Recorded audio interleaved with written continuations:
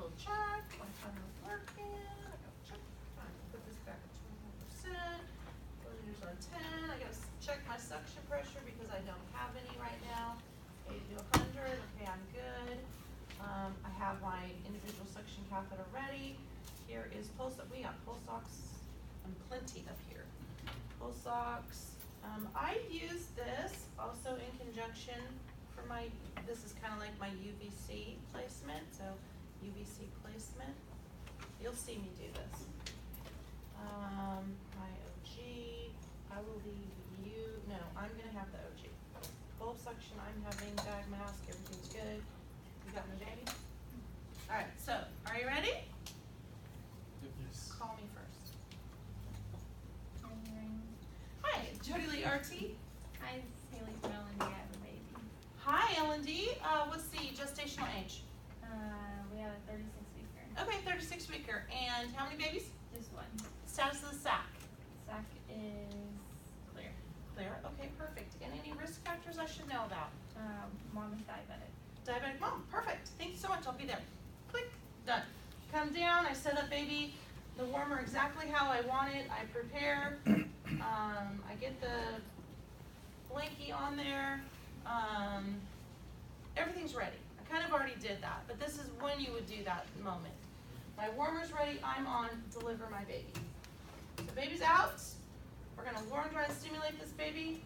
Again, remember as a good RT, wipe this face down. Take the opportunity to really wipe this face down. Get all of everything that's there out of the way. This is also a great time for you to look in there and go, ooh, kind of slurpy. And give yourself a little bit of suction if you want. So in reality, you would ask me those questions. Palpate my pulse for me, please, Miss Erica. See how that works? Pretty nice, huh? What's my heart rate? 70. 70. So 70 indication of PPV. I'm going to establish my PPV here.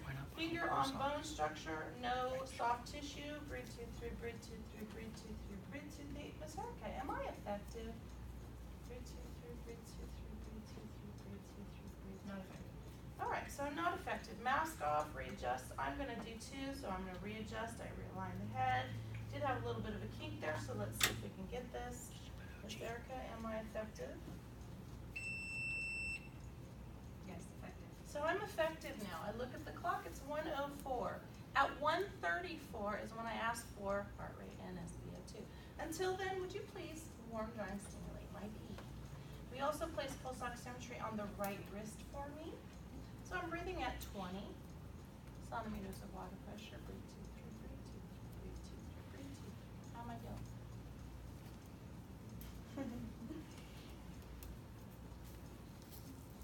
All right, so what is my heart rate? We're at 55.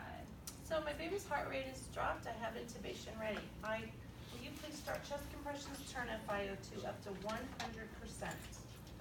My blade, you can do them on here, it doesn't matter, thank you. And this is a good thing to do them over here. So intubate my baby. Confirmation 4 steps. I see the tube, past the glottic opening. I place capnography. We have lots of hands. I'm going to put the oxygen, the monitor on here. I see color change, okay, so purple to gold. Do I have effective ventilations? I see effective ventilation. Oh, and look, there's condensation in the tube. So I know I'm effectively ventilated. What time is it? What time did you give me the heart rate? 134. So 1 minute has gone by. You see what I mean? 1 minute. What's my heart rate? We're at 40. Okay, so will you please prep and place my UVC? So we'd have lots of hands. She would never stop doing chest compressions. Someone would prep and place the UVC. Will you also draw up, how much does my baby weigh? Let's do 1,500 grams. 1.5. So 1.5. So I'm going to go 0.15 milliliters of a 1 in 10,000 solution of epinephrine and a chase of normal saline. One thing I recommend is at some point when you get this kind of settled, I'm going to ask for heart rate again and not SpO2 at this point because SpO2 matters not. My heart rate's under 60. What's my heart rate? We're at 35. Geez Louise. Will you please push that 1.15 Killer. epinephrine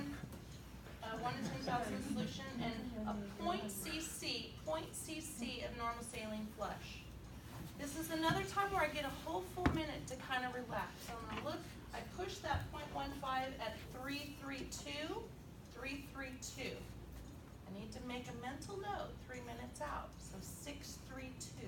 I could give another dose if I needed to. I wait here 1 minute before I ask for another assessment. I'm gonna increase my pressures from 20 to 25.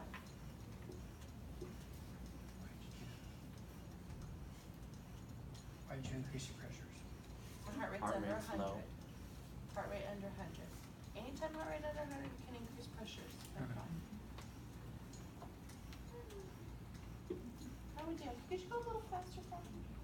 And will you do the 2 thumb circle now?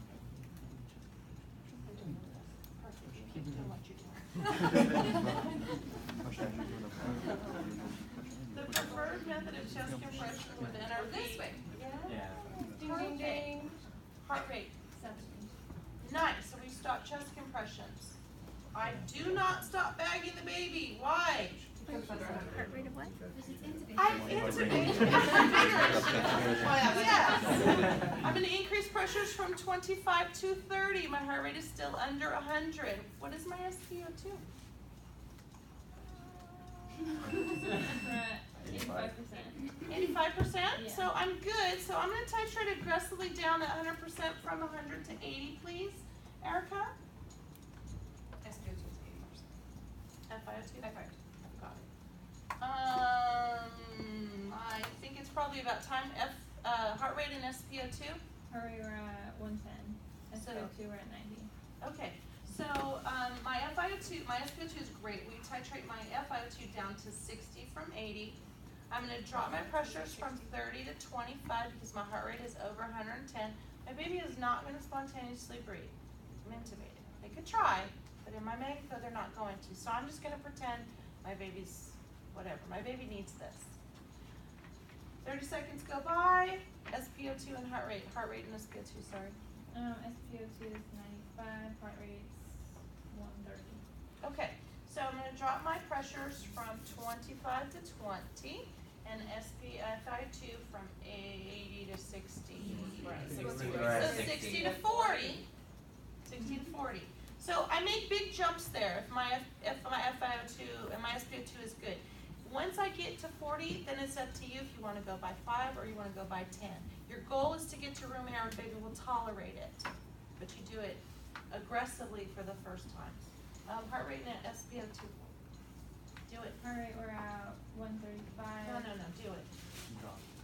Take it. Oh, Do it. we're at 30. Okay, so will you start chest compressions and turn my FiO2 back up to 100%? I'm gonna bring my pressures back up to 25. My baby's heart rate's dropped. I'm gonna have an assistant warm, drying, and stimulating. So at any time during resuscitation, somebody should have hands on baby, really. That's kind of how you can look at it. Now, I'm gonna sit here for another minute again. Will you have, Assistant Jessica, will you draw up 0.3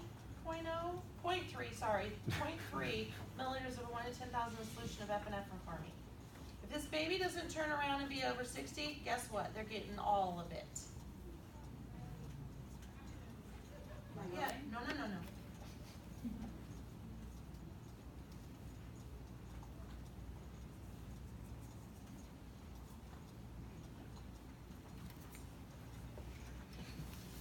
Guys are doing great.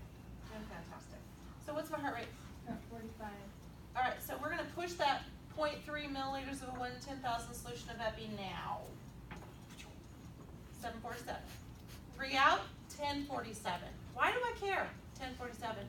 Give another dose. Because I could give another dose if baby's heart rate is still down, yes. So I wait another minute. So there are 2 times when I wait a minute. First one, or anytime you start chest compressions, wait a full minute before you do reassessment. Anytime you give epinephrine, you wait a full minute to do a reassessment. Give it time to circulate. That's the thought process. Oh, I'm going to increase my pressures to 25 to 30. So I'm going to be at pressures of 30 now.